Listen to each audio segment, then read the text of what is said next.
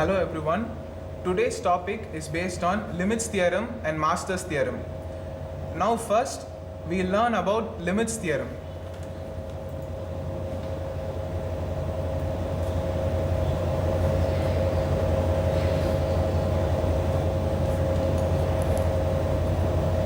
In order to solve a limits theorem, we would be given two equations, say f of x and g of x. We need to apply the limit x tends to infinity to the equation f of x divided by g of x. While doing this, we might get three possible outcomes, that is 0, greater than 0, or an infinity. When the answer is a 0, that means f of n belongs to big O of g of n. When the answer is greater than 0, f of n belongs to big theta of g of n. When the answer is an infinity, f of n belongs to big omega of g of n. Now let's see an example for the first equation. Let's consider f of x is equal to log x and g of x equals x. Now when we apply this limit x tends to infinity to log x by x, we get an answer infinity by infinity, which is of a form which cannot be defined. To simplify this further, we use the L'Hopital theorem.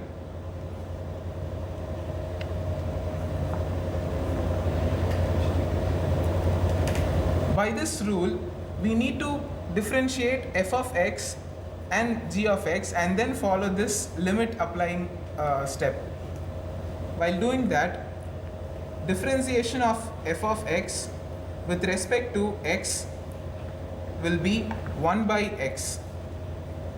Differentiation of g of x with respect to x will be 1. Now we'll repeat this step again. That is, limit x tends to infinity 1 by x by 1, which is 1 by infinity, that is equal to 0. Referring to these three conditions, now we know that 0 is our answer, which implies f of x belongs to big O of g of x.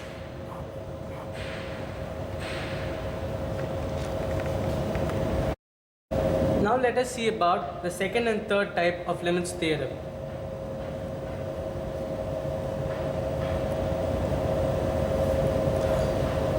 Consider an equation f of n given as 2n square plus 3n plus 1, and g of n is given as n square.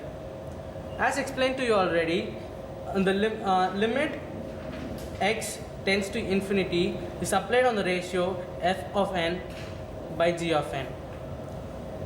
When you evaluate this ratio, we get 2n square plus 3n plus 1 divided by n square.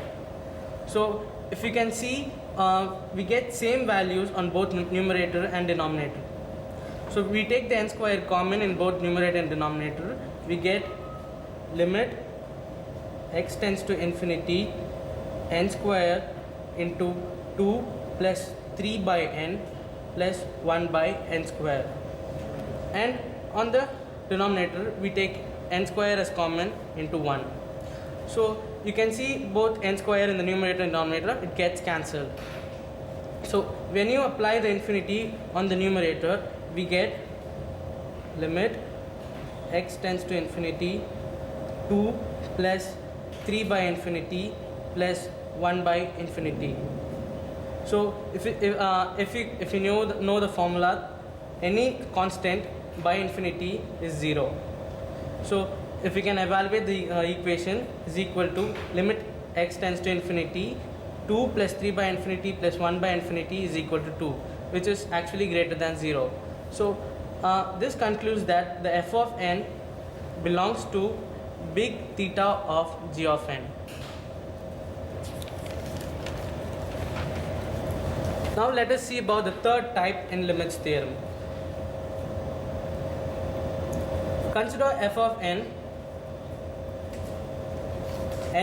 f of n is equal to n factorial, and similarly as g of n equal to 2 power n. Now if you know, the n factorial can be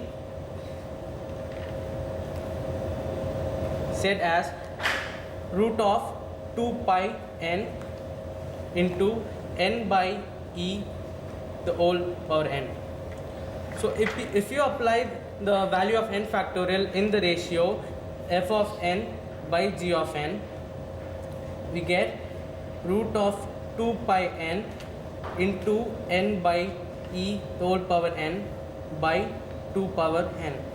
Now according to the formula, we apply the limit x tends to infinity to the ratio f of n by g of n, which is actually limit x tends to infinity root of 2 pi n into n by e the whole power n by 2 to the power n.